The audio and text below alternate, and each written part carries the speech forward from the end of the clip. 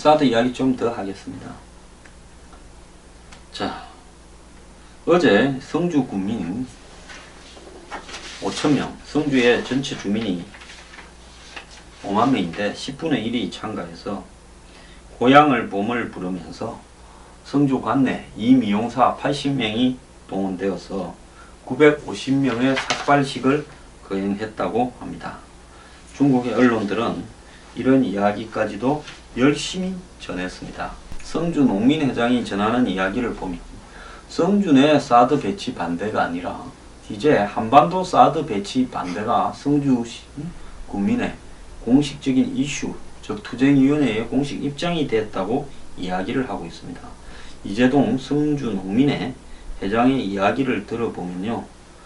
자, 주민들이 촛불 집회에서 사드에 대한 강연을 듣고 스스로 공부를 하면서 사드라는 것이 단순히 우리 지역의 이기적인 문제가 아니라 이제 얼마나 심각한 국가적인 문제라는 걸 인식했다. 이렇게 이야기를 합니다. 그 뒤 구호도 바뀌고 현수막의 글귀도 바뀌었다고 합니다. 자, 성주 국민들이 이 1300명이 모인 이 카톡방에 오로지 한반도 사드 배치는 안 된다라고 이야기를 하고 있답니다. 자, 그래서 성주 군민들의 투쟁의식이 높아졌고요. 이제 인근 김천에 가도 안 된다라고 이야기를 하고 있습니다. 그리고 이분은요, 지금 이 롯데 골프장으로 이 사드를 배치하는 데 대해서도 상당한 파장을 불러올 거라고 반대를 하고 있습니다. 자, 이 대체 부지로 언급되는 골프장은 해발 680m로 레이더 전자파 유해성 논란으로부터 자유로운 데다가 지역 주변에 주민도 별로 없는데 이것이 정부의 자기 무덤 파기가 될 거라고 농민회장은 이야기를 합니다. 대체 부지 인근에는 원불교 성지가 있다. 그 바로 옆에는 기독교 시설이 자리 잡고 있고 산 반대편에는 대순 진리의 시설이 있는 등 종교 시설이 곳곳에 자리 잡은 지역이다. 종교단체의 반발을 가지고 올 것처럼 언급을 했습니다. 제3지역에 설치가 된다면 사드 레이더의 전자파는 대부분 김천 주민들이 받게 될 것이다. 결론적으로 지금 언급되는 골프장으로 발표된다면 반발이 전국적으로 커지는 기폭제가 될 것이다 라고 이야기를 하고 있습니다. 이재동 회장 설명만대로 김천시 일부 지역에는 사드 반발 현수막이 붙고 이면서 벌써 반대를 하고 있습니다. 자, 그래서 이 사드 김천 절대 불가 이런 이야기들이 이제는 김천에 오고 있습니다. 자, 그래서 제가 이야기하는 겁니다.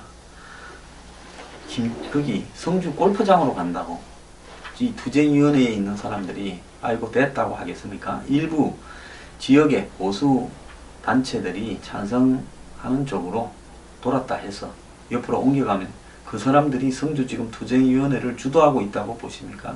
이미 제가 볼 때 성주 군민투쟁위원회는 머리를 950명이 깎았습니다. 머리 깎은 사람은 성주 내 사드 철회될 때까지 저렇게 할 겁니다.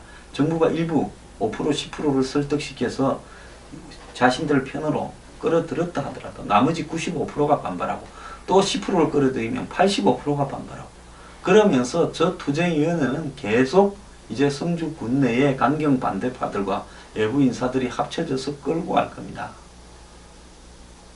점점 반대하는 사람 숫자를 늘리는 것이 골프장으로 옮기는 거 아니겠습니까? 정부 좀 정신 차립시다.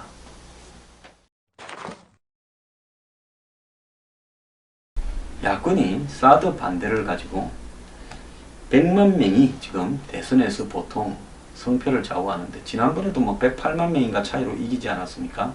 사드가 그 100만 명을 지금 다음에 새누리당 후보를 지지할 사람을 야권으로 옮겨올 수 있다.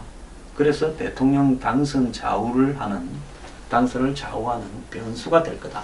이런 이야기를 떠들고 있고요. 김광진 의원, 저 순천 출신의 비례대표 의원 했죠. 집에서 무슨 갈대와 관련된 식품 사업을 하시는 분인데 이분이요, 이제 이번에 공천 경선에서 떨어졌잖아요. 나이 35살입니다. 자, 지난 8월 11일 대구 강연에서 희한한 소리 했습니다. 사드 1조 원 로키드 마틴만 돈 번다. 즉 사드를 지금 만드는 회사가 록히드 마틴이 주로 만들고 있지 않습니까? 모든 것을 다 포기하면서 우리 정부가 왜 사드를 도입하는지 그 시기를 제대로 따져봐야 된다. 그는 우리나라와 미국 모두 곧 대선이다. 어느 정부가 들었을지 서로 장담하기 쉽지 않은 상황에서 정부가 바뀌면 사드 배치도 원점에서 재논의해야 된다. 그런 의미에서 사드는 정치인들이 필요로 하는 게 아니라 그 판매자가 필요로 하는 거다. 그래서 빨리 결정된 거 아니겠느냐 이렇게 말을 했습니다. 특히 보수 정권이 들었을 가능성이 높지 않다는 것을 그들도 안다. 이 시기가 지나면 무기를 팔 수 없을 거라고 판단했을 거다. 또 시간이 지날수록 값이 떨어지기 때문에 빨리 호구가 사줘야 한다. 여기서 호구는 한국입니다. 지금 그 시기가 맞물린 거 아니겠느냐. 어디까지나 추정에 불과하다. 이렇게 덧붙였습니다. 지가 말해놓고 또 추정이라고 살짝 도망갑니다. 추정하는 말을 대중 앞에서 이날 뭐 100명이 왔니 어쩌니 하는데 할 수 있는 겁니까?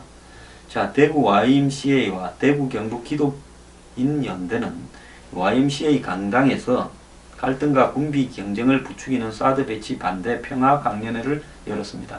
월남 망할 때도요, 종교인들이 나서서 평화 하다가 분신 자살도 하고 했지만은 월남 망해가 나중에 이 사람들 다 깜빵 가든가 죽었습니다. 김 전 의원은 사드가 정말 우리 국방에 필요한 무기라면 들려와야 한다. 이 말은 국방에 필요 없다는 걸 전제해서 이야기하죠.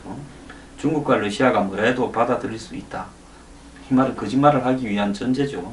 그러나 사드 배치가 근본적인 이유로 청와대와 국방부가 꼽는 북핵 위협에 대해 이를 원천적으로 막을 수 있느냐 따져보면 그렇지 않다고 두 가지 이유를 들었습니다. 사드를 배치하면 첫째, 김정은이 핵을 포기하냐? 국방부도 그렇지 않다는 것을 인정할 거다.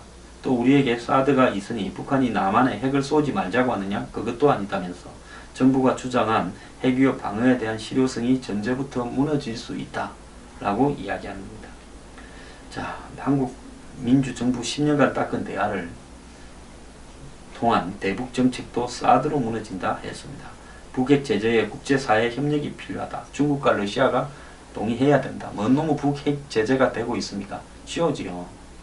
정부가 북핵 제재가 잘 안 된다고 이야기해야 될 건데 외교가 잘 되는 것처럼 포장하기 위해서 중국이 제재에 가담하고 있다고 말한 후유증이 이렇게 악용되고 있는 겁니다. 자, 6자 회담 의장국인 중국이 회담을 안 열면 대화가 성립이 안 된다. 벌써 중국은 사드의 불편함을 많이 나타냈다. 국제사회 제재도 사드로 상실됐다. 한반도 평화라는 전제가 하나도 성립되어 있지 않는 셈이다 했습니다. 이 정말 욕할 뻔했습니다. 이 인간은 인간이라고는 좀 해야 되겠습니다.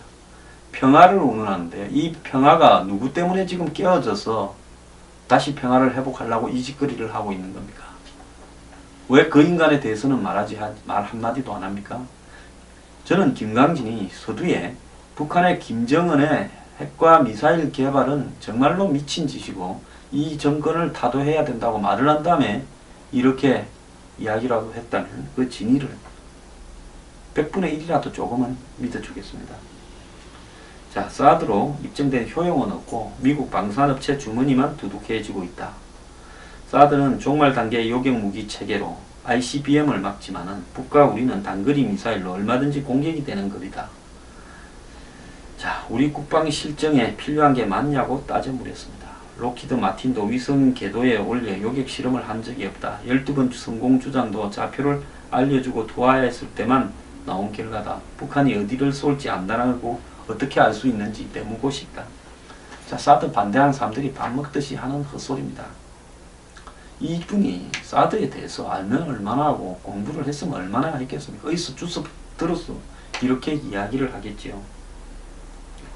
자, 절차에 대한 지적도 나왔다 했는데 뭐 이건 소개할 필요도 없습니다.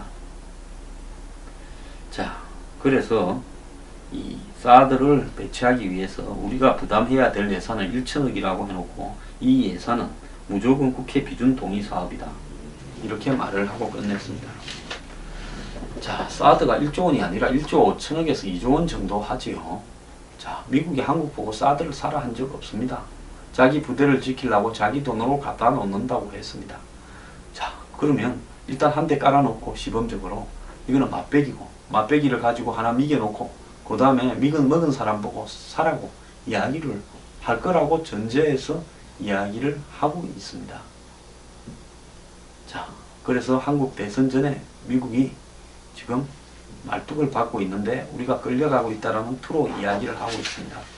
저는 이런 데 가서 이야기를 할 때는요, 그야말로 공부나 제대로 하고 이야기를 하기를 바랍니다.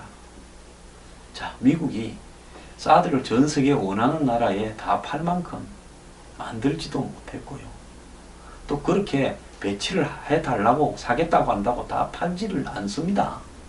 미국 국내 밖에 유일하게 한국이 하나 깔은 겁니다. 지금 유럽에는 수많은 나라들이 사드를 배치하라 사겠다 합니다. 그렇다고 미국이 거기에 깔아놓지는 않습니다. 필요한 만큼만 만드는 무기죠. 자, 미국이 첨단 무기들을 마음대로 갖다 놓고 막 팔아 제낍니까? 그렇게 하는 이야기들은 좀 더 있다가 해야 될 이야기 아니겠습니까? 자, 지금 이 좌파 진영에서는요, 중국의 시진핑과 7인 상무위원회 지도부가 한국에 대해서 이제 등을 돌렸다. 박근혜 대통령에 대한 기대를 버렸다. 라고 이야기를 합니다.